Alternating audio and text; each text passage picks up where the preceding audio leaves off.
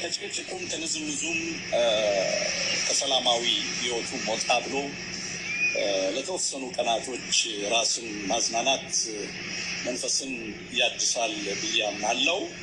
አሁን የሚገኘው ከምኖርበት ከአትላንታ ከተማ 10 ሰዓት የመኪና ርቀት ላይ የሚገኘው ፍሎሪዳ ቢች ነው።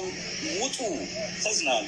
ብቻ ዓለም እንደሆነ በማናውቀው ሰዓት ቅጽበት ምን እንደሚፈጠር አናቅምና ነገን ትተን ዛሬ ህይወታችንን አርቲስት ሰለሞን ተካልኝ ሁሉን ነገር ብዬ ደምድም ያለው ማን እንዳገር ከሚወደዱ ሁሉ ሁለቱን አልጠላም፣ አምላክ ያትንፈገኝ ሀገርና ሰላም።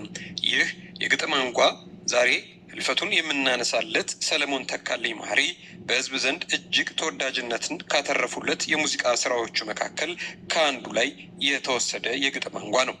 እንዴት አንድ እንሆን ዘንድሮ ሁላችንም 00 በሚለው የሙዚቃ ስራው በስፋት የሚታወቀው ሰለሞን ተካልኝ ይህና ሌሎች መሰል ዘፈኖቹ ደግሞ ለትግል ማነሳሻነት ተደርገው ተወስደው እንደነበር ይነገራል።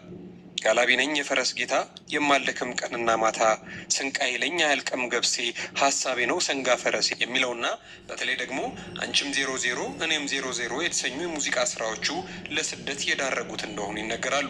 እንዲህ ባለ መልኩ ከሀገር የተሰደደው ድምፃዊው ከተሰደደ ከዓመታት ቆይታ በኋላም የሚሊኒየሙ ዋዜማ አካባቢ ወደ ሀገር ቤት ድንገት ዘውሎ መግባቱ አስደንጋጭና እጅጉን አነጋጋሪ ነገር ነበር። አራዳ፣ ፋጡማና የመሳሰሉ ዘፈኖቹን በሰባዎቹ መጨረሻ የተጫወተው ሰለሞን ተካ በብዙ መልኩ በብዙዎች ዘንድ በሙገሳም በወቀሳም ሲነሳ ኑሮ ህይወቱ ማለፉ ተሰምቷል። አርቲስትና የኋላ ደግሞ ሙሉ ጊዜውን ከፖለቲካ ጋር ተያይዞ በሚነሱ ጉዳዮች ላይ እንካ ሰላንቲያ ሲባባል የከረመው ይህ ድምፃዊ ህይወቱ ማለፉ ተሰምቷል። ናይስጥልን የተወደ የሚወርሰው ፖለቲካ እንዲህ ነው ይላል አሌክስ አብራ።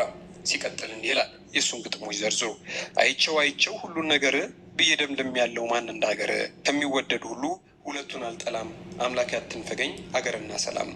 ሀገር ብዬ መጠራት የማምንባት አንዱ ጌታ አንዱ ሎሌ ያልሆነባት እባክህ አምላኬ ሰጠኝ ሀገር ለኔ የማትለግስ ለአንዱ ቁንጣ ለአንዱ ጠኔ የጠመንጃ ላንቃው ተዘግቶ የሀገሬ ልጅ ለስራ ተግቶ ፍቅር ይስጠን ሰላም ይብዛባት በሀገራችን እንድንኮራባት ወንድም ለወንድም ለማቆራረጥ ለሚራወጠው አቤቱ አምላክ መልካም የሚያስብል ልቦና ስጠው።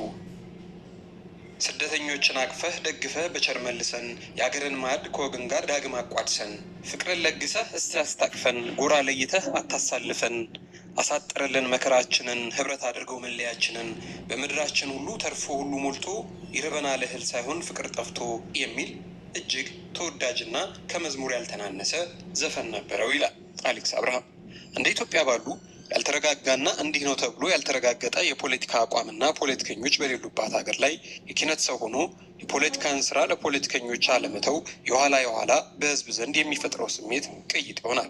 በተለይ ከ80 በላይ ብሔሮችና ብሔረሰቦች ባሉባት ሀገር ላይ ቢቻል ሁሉ ሰው ከሁሉ ጋር ተባብሮ ተፋቅሮ እንዲኖር ተፈጥሮ በሰጠው ክህሎት ታግዞ መስራት ተገቢ ነው። ያ መሆን ባይችል እንኳን ዝም ማለት ከምንም ነገር አያጎድልም።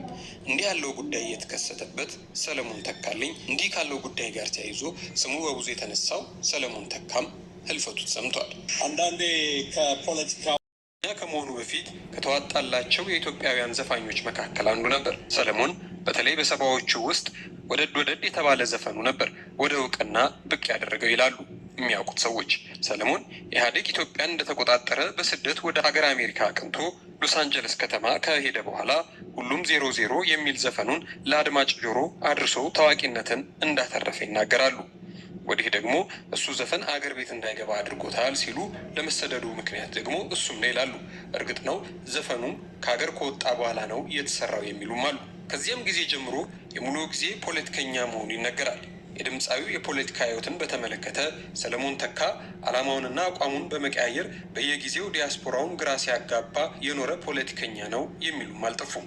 በራሱ ቪዲዮና ከቪዲዮ ጋር ተያይዞ የተነሱ ሀሳቦች ሰለሞን መንፈሱ ልክ እንዳልነበር የሚያስጨንቁ የሚያስጠብቡ ነገሮች እንደነበሩት የሚናገር ነው የሚሉ መላምቶች እየተሰጡበት ይገኛል። ቦታውም የለንም።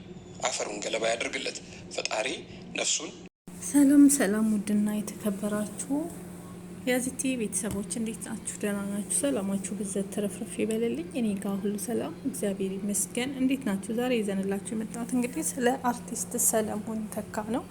ሰለሞን ምን ሆነ፣ በምን ሞተ የሚባለው ነገር እስካሁን ድረስ ምንም አልታወቀም። በድንገተኛ አደጋ በሰዓታት ውስጥ ህይወቱ አለፈ። በድንገት ምንም አይነት ህመም ሳይኖረው የሚል ነው የተዘገበው እንጂ በመኪና ይሁን በምን ይሁን በተኛበት ይሁን የተገለጸ ነገር የለም እስካሁን ድረስ። እንግዲህ አርቲስት በጣም ያሳዝናል ማለት ነው።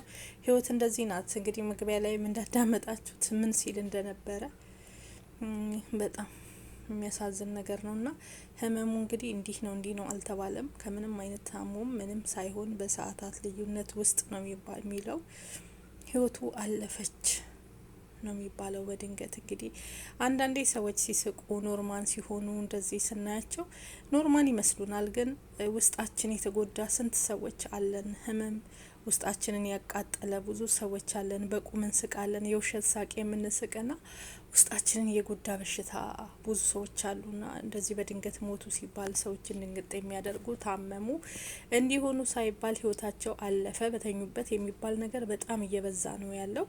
የሚገርማችሁ ያስተላለፈው መልእክት ስሰማኔ ይህ ሰው አውቆት እንዴ ታወቀው እንዴ ነው ያልኩ። ባህር ዳር ሆኖ አለም እንደዚህ ናት በደቂቃዎች ውስጥ ሲል ልክ የሆነ መልእክት ያለበት ነገር ነው የሚመስለው። በጣም ያሳዝናል። ህይወት እንደዚህ ናት። እንግዲህ ለቤተሰብ ለልጆቹ መጽናናትን ያድልልን እግዚአብሔር አምላክ። ለዝቹ ነው ስንባል ላይ ነበር ነው እንግዲህ እንደሰማኑ ታሪኩን ከሙዚቃው ወደ ፖለቲካው ተቀላቅሎ ነበረ የሚባል ነገር ሰምተናል። በጣም ያሳዝናል ማለት ነው። ህይወት እንደዚህ ናት በቃ። የምሬ ነው ምላችሁ። ለማትሞላ ኑሮ ተባልተን ተቦጫጭቀን እንደዚችው በሰከንድ እልም እንላለን። ምንም ዋስትና የሌለው ነገር ነው ይዘን የምንዞረው። ይገርማችኋል። እኔ በዚህ ደቂቃ አሁን እዚህ ጋር እናንተ ጋር ያወራለሁ። ከዚህ በኋላ ምን እንደሚገጥመኝ አላቅም። ደግሜ ቪዲዮ ልስራ አልስራ ልደር አላቅም። በፈጣሪ እጅ ናት ህይወታችን ያለችው። እየመሰለን እንባላለን፣ እየመሰለን ብዙ ነገር እናደርጋለን እና ወደ ፈጣሪያችን እንመለስላለው ማለት ነው። እና በዛሬው ዕለት እንግዲህ ህይወቱ እንዳለፈ ተነግሯል ከአሜሪካ። ያሳዝናል። ያውም የአንድ ወንድ ልጅ አባት ነው ይባላል። እግዚአብሔር ልጅህንም እንግዲህ እግዚአብሔር ያጽናልህ፣ ቤተሰቦችንም እግዚአብሔር ያጽና፣ አንተንም ነፍስህን በገነት ያድርገው። አባታችን በጣም ያሳዝናል። እንዲሁ ናት በቃ። ጥለናት ለምንሄደው በብሄር በምናምን ተከፋፍለን ጥሩ ነገር እያለን ያን ጥሩ ነገር አቆሽሸን ከዚህ በፊት የነበረውን እንግዲህ እንደ ግጥም እንደ ተለያየ ነገር ጥሩ ነገሮች ሲሰራ የነበረው ሰው ማለት ነው። ደስ የሚሉ ሙዚቃዎችን አገርን የሚገነቡ የሰውን ህይወት የሚያድሱ ሙዚቃዎችን እንዳላስተላለፈ እንደገና ደግሞ ተመልሶ ደግሞ እንዲህ አይነት ነገር ወደ ጭምልቅ ያለ ፖለቲካ ውስጥ ሰውን ሆድና ሆድ የሚያባብስ ቆሻሻ፣ በተለይ የኛ ኢትዮጵያን እንግዲህ እንዳያችሁት ነው። ስንት ወጣትን አጣን፣ ስንቱን አጣን በዚህ በፖለቲካ። ቆሻሻም ነው እኮ ፖለቲካ እኮ እርግማን ነው። የምሬ ነው ምላችሁ። ማለትም ለእድገት ለሌላ ለለውጥ ጥሩ ነው፣ ግን የኛ የኢትዮጵያን ፖለቲካ እርስ በርስ መባላት፣ እርስ በርስ ህይወት መጠፋፋት ስለሆነ በጣም ስለሚያስጠላ እግዚአብሔር ብቻ ነፍሳችሁን በአጸደ ገነት ያኑረው። በእንደዚህ አይነት ሁኔታዎች ውስጥ ያሉ ሰዎች ሳያውቁበት ገብተው ሰዎችንም አስቀይመው ከፈጣሪያቸውም ተጣልተው እንደዚህ መታ በደቂቃ ውስጥ ንጥቅ አድርጋን የምትወስደን ነገር ሳናቃት ሰዎችን አሳዝነን ህይወታችን ማለፉ ፈጣሪንም አሳዝነን በጣም ያሳዝናል። የንስሐ እድሜ ይስጠን እግዚአብሔር። ነፍስን በአጸደ ገነት ያኑረው ላለው ኔ ለቤተሰብ ለወዳጅ ዘመዶች መጽናናትን ያድልልን። ያሳዝናል። ነፍስ ይማር። እውነት ከባድ ናት ህይወት። እኔ መልእክቱን ስሰማ በቃ እንዴ ይሄ ሰውማ ወይ በህልሙ አይቷል መሰለኝ ነው ያልኩኝ። ይሄን ባስተላለፈ በቀናት ውስጥ ይሄ ነው እንግዲህ ህይወቱ ያለፈችው ማለት ነው። እስኪ ዞር ብለን ራሳችንን እናዳምጣለን።